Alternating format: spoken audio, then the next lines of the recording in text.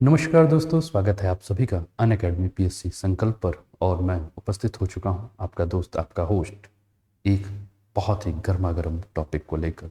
Topic है अफगानिस्तान से और तालिबान के कारनामों से।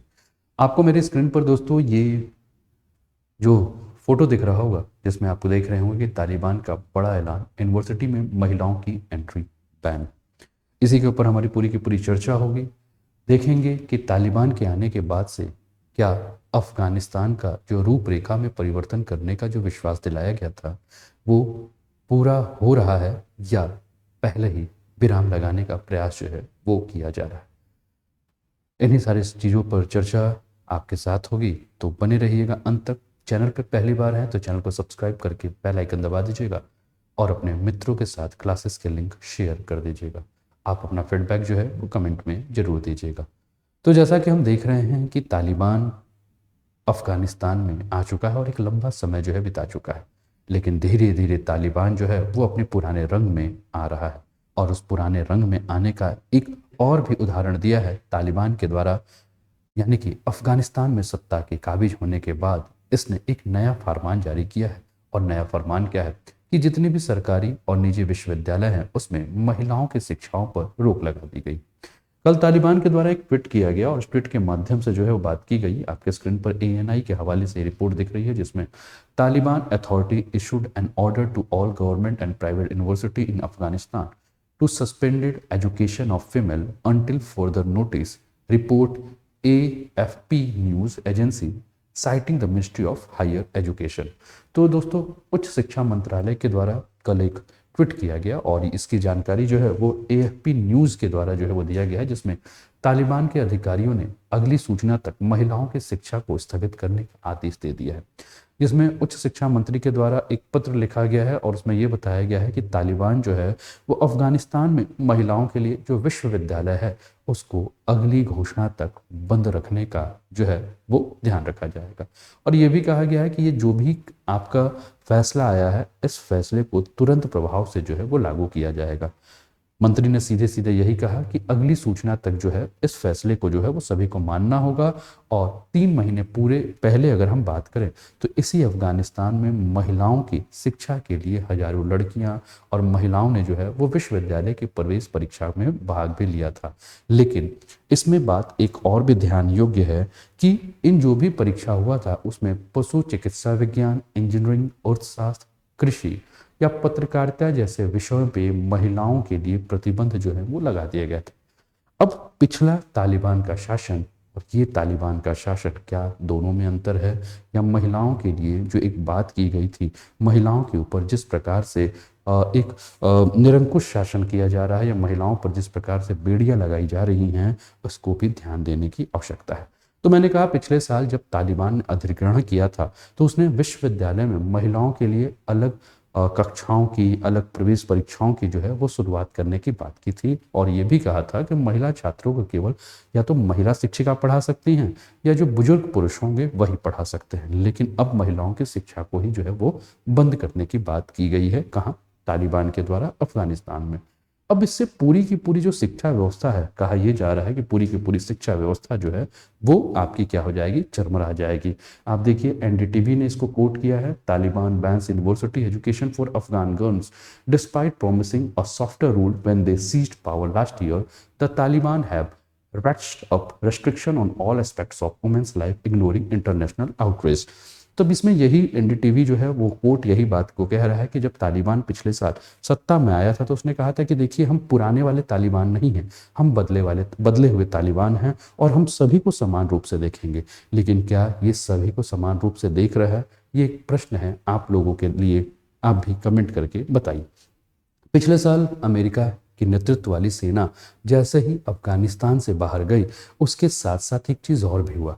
क्या हुआ कि जो भी प्रशिक्षित शिक्षाविद थे उन्होंने भी अफगानिस्तान से अपना पलायन कर लिया।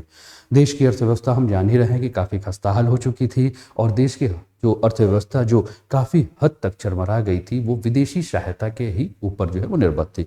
लेकिन तालिबान के द्वारा जब ये कहा गया कि हम माध्यमिक विद्यालयों में लड़कियों को जो है वो शिक्षा देंगे, ठीक है, तो कुल मिलाकर जितनी भी सहायता करने वाली कंपनी जो भी थी जो भी एजेंसियां थी वो सहायता देने को तैयार तो थी, लेकिन जैसे ही इसने कहा कि हम माध्यमिक शिक्षा में महिलाओं का प्रवेश जो है वर्जित करेंगे, तो जो भी एजेंसियां थी वो उन्होंने भी अपना पैर जो है वो पीछे खींच लिया।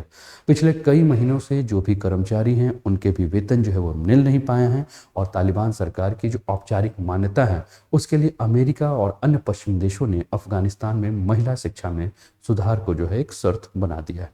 नवंबर की अगर हम बात करें दोस्तों, तो नवंबर में, इसी नवंबर की मैं बात कर रहा हूँ, यानी कि पिछले महीने की बात कर रहा हूँ, तो राजधानी काबुल के जो भी पार्क थे उस पार्कों में भी महिलाओं को यह कहते हुए प्रतिबंध लगा दिया गया था उनके प्रवेश को कि वो इस्लामी कानून का पालन नहीं कर रही हैं। तो ये पूरी घटनाक्रम आपको देखने को मिल रही हैं, और आपके स्क्रीन पर ये तालिबान के जो ब्लैक लिस्टेड आपको देखने को मिल रहा है, हसन अखुंद, अब्दुल घनी बरदार, सिराजुद्दीन हक्कानी, आमिर खान मुतवी, मोहम्मद फाजिल, ये पूरे के पूरे जो हैं वो आपको तालिबान के जो ब्लैक लिस्टेड हैं वो आपको नज़र आ रहे हैं। इसके अलावा ये पावरफुल व्यक्ति हैं। पिछले जो तालिबान की अगर हम बात करें तो उसमें मुल्ला अहमद उमर, जो कि फाउंडर है आपका तालिबान का, लीडर का, 1996 से 2001 तक जो है वो रहा। इसके अलावा ये सारी की सारी आपको देखने को मिल रही है ना, जलालुद्दीन हक्कानी, वाली अहमद मुतवक्किल, ठीक है। तो सारे के सारे जो नाम हैं वो आपको देखने को मिल रहे हैं। अब हम थोड़ी सी बात करते हैं तालिबान के ऊपर कि तालिबान है क्या।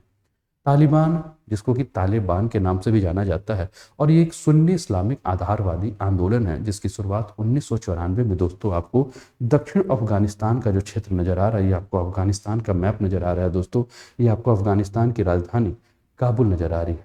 लेकिन इसी में अगर हम बात करें तो दक्षिणी अफगानिस्तान में जो एक कांधार का क्षेत्र आपको नजर आ रहा है, यहाँ से आपको शुरुआत हुई थी। तालिबान जो है दोस्तों ये पश्तो का शब्द है जिसका अर्थ होता है ज्ञानार्थी या छात्र, यानी कि ऐसे छात्र जो इस्लामिक कट्टरपंथ या विचारधारा में यकीन रखते हैं। तालिबानी इस्लामिक कट्टरपंथ जो है वो एक राजनीतिक आंदोलन है, और इसकी सदस्यता जो है वो पाकिस्तान तथा अफगानिस्तान में मदरसों में पढ़ने वाले जो भी छात्र हैं उनको मिलती है। 1996 से लेकर 2001 तक की अगर हम बात करें तो अफगानिस्तान में तालिबानी शासन का दौरान जो था उसमें मुल्ला उमर, जिसके बारे में हमने बात की थी, आपके स्क्रीन पर आपको देखने को मिल रहा है, ये 1996 से 2001 का जो समय दिख रहा है, इस समय तालिबान का सर्वोच्च जो है वो धार्मिक नेता था, और इसने खुद को हेड ऑफ सुप्रीम काउंसिल जो है वो घोषित कर रखा था। तालिबान आंदोलन के बारे में बात करें दोस्तों, तो ये आंदोलन आपका पाकिस्तान, सऊदी अरब और संयुक्त अरब अमीरात में जो है मान्यता दे दी गई है इसको। लेकिन इसके अलावा अगर हम बात करें तो तालिबान जो है वो फिर से आने के बाद अगर हम बात करें तो अफगानिस्तान को फिर से पाषाण युग की तरफ ढकेलने में कोई भी कोताही नहीं बरत रहा है। तालिबान आंदोलन के बारे में हमने कहा कि इसके आंदोलन की जो शुरुआत है वो 1990s में हुई थी, और ये उत्तर पाकिस्तान का जो आपका स्वात क्षेत्र है दोस्तों वहाँ हमें देखने को मिलता है। और 1990s का जो समय था, इस दौर में सोवियत सेना अफगानिस्तान से जो है वो वापस जा रही थी, और सोवियत सेना का अफगानिस्तान से वापस जाना और पाश्तून आंदोलन के सहारे जो तालिबान ने इसने अफगानिस्तान में अपनी जड़ों को जो है वो और भी ज़्यादा मजबूत कर लिया था। और इस आंदोलन के जो उद्देश्य के बारे में बात करें तो इस आंदोलन का एकमात्र उद्देश्य ये था कि लोगों को धार्मिक मदरसों में जाना चाहिए, यानी कि लोगों को ये धर्म के प्रति ज़्यादा जो है वो आस्तिक बनाना चाहते थे। इन मदरसों का जो पूरा खर्च है वो सऊदी अरब के द्वारा दिया जाता था। 1996 में तालिबान ने अफगानिस्तान के अधिकतर क्षेत्रों पे क्या कर लिया था, अपना कब्जा कर लिया था। ये पूरा का पूरा आपको क्षेत्र देखने को मिल रहा है जिस क्षेत्र में तालिबान ने जो है वो कब्जा कर लिया था। लेकिन 2001 तालिबान के द्वारा के बारे में बात करें तो 2001 में अफगानिस्तान युद्ध के बाद तालिबान जो है वो पूरा सा पूरा लुप्त प्राय हो गया था। लेकिन 2004 में फिर से तालिबान जो है वो दक्षिणी अफगानिस्तान, और स्पेशली अगर हम बात करें तो ये कांधार का क्षेत्र और पाकिस्तान का जो पश्चिमी क्षेत्र है यहाँ अपनी गतिविधि को बढ़ा दिया था। फरवरी 2009 में पाकिस्तान के उत्तर पश्चिमी सरहद के करीब जो आपका स्वात का क्षेत्र है वहाँ एक समझौता हुआ जिसके तहत वे लोगों को मारना जो है वो बंद करने की बात करने लगे, और उसके बाद उन्होंने कहा कि देखिए हम जो भी काम करेंगे वो शरीयत के हिसाब से काम करेंगे। तालिबान के जो सामाजिक प्रतिबंधों के बारे में बात करें तो तालिबान ने पाकिस्तान और अफगानिस्तान के जो भी पश्तून इलाके थे वहाँ ये अदा किया था कि एक बार अगर वो सत्ता में आते हैं तो सभी की शांति, सभी के सुरक्षा और शांति के लिए जो है वो काम करेंगे, और इस्लाम में जो शरिया कानून है उसी के आधार पर काम करेंगे, अर्थात शरिया कानून को लागू करेंगे। हालांकि कुछ समय के बाद अगर हम बात करें तो तालिबान जो है वो जो भी वादा किया किया था वो वादा से मुकर गया और लोगों के लिए बहुत ही कम समय में सिर दर्द साबित हो गया। सरिया कानून के तहत जो है वो महिलाओं पे तरह तरह के जो है वो प्रतिबंध लगाए गए, पाबंदियां लगाई गई, महिलाओं को जो है वो तरह तरह के जो है वो यातनाएं देना शुरू किया गया, महिलाओं की जो आज़ादी है वो छीन ली दी गई।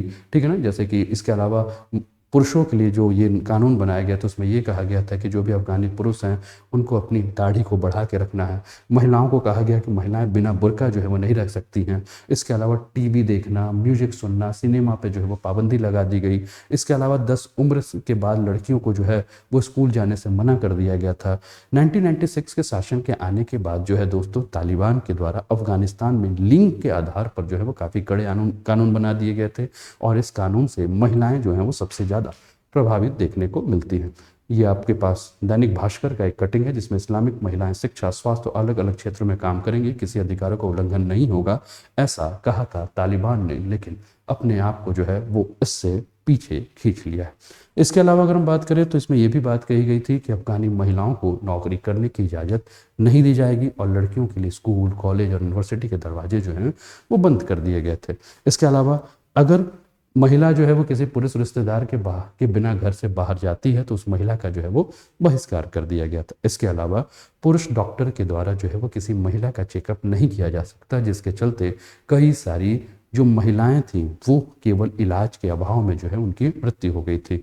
इसके अलावा ये भी बात कही गई थी कि महिलाओं पर नर्स और डॉक्टर बनने की जो है वो पाबंदी भी घोषित कर दी गई थी। इसके अलावा तालिबान के द्वारा ये भी आदेश दिया गया था कि अगर कोई महिला उनके आदेशों का उल्लंघन करती है तो उसकी पिटाई की जाएगी और आपके स्क्रीन पर देखिए कि किस प्रकार से निर्दयता से जो है वो पीटा जा रहा है। तो काफ़ी सारी ऐसी चीज़ें देखने को मिल रही हैं। इसके अलावा अगर ये भी बात कही गई थी कि अगर कोई बालिका को कोई अगर शिक्षा देता है या मान लीजिए कोई विद्यालय चलाता है बालिकाओं के लिए तो उसको गोली मारने के भी आदेश दिए गए थे।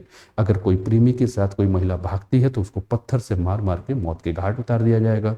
अगर कोई महिला बुर्का पहनती और गलती से उसका पैर भी दिख जाता है तो उसको भी जो है वो क्या किया जाता था, पीटा जाता था। तो ऐसे कई सारी चीज़ें जो हैं वो तालिबान के द्वारा जो है वो की जाती थी और ये तालिबान फिर से जो है वो अपने पुराने रूप में जो है वो लौट रहा है ना। तो ये आप देख रहे हैं कि अफगानिस्तान में महिलाओं के जो है वो बुरे दिन जो है वो शुरू हो गए हैं। कई तरह से पाबंदियां जो है वो लगाई गई हैं महिलाओं के ऊपर। ठीक है। तालिबान ने कहा था कि शरिया के मुताबिक हम उनको आज़ादी देंगे और ये सारी की सारी जो बातें हैं वो आपके स्क्रीन पर आपको देखने को मिल रही हैं। तो दोस्तों ये रहा सेशन, कैसा लगा जरूर बताइए। इसके अलावा यूपीपीएससी आरओ के लिए अगर आप कोई कोर्स लेना चाहते हैं तो आपके सामने ये फ़ी स्ट्रक्चर देखने को मिल रहा है। यूपीपीएससी का अगर सब्सक्रिप्शन लेना चाहते हैं तो इसके लिए भी आपको फ़ी स्ट्रक्चर देखने को मिल रहा है। अनअकैडमी के किसी भी सब्सक्रिप्शन के लिए आप अनूप टाइम कोड का प्रयोग कर सकते हैं, इसका लाभ उठा सकते हैं। इसके अलावा दोस्तों अनअकैडमी का यूपीपीएससी का ये प्लेटफॉर्म है, इसका आप लाभ उठा सकते हैं। आप मोबाइल पर ऐप डाउनलोड कर सकते हैं, है ना। ये एडवांटेज आपको नज़र आएंगे। तो ये बहुत सारी चीज़ें हैं जिसका आप लाभ उठा सकते हैं। ये कुछ आरओ के बैच चल रहे हैं, इसका भी आप लाभ उठा सकते हैं। ठीक है। तो चलिए फिर मिलते हैं अगले सेशन में। तब तक ध्यान रखिए। चैनल पर पहली बार है तो चैनल को सब्सक्राइब करके बेल आइकन दबा दीजिए। Okay bye, take care.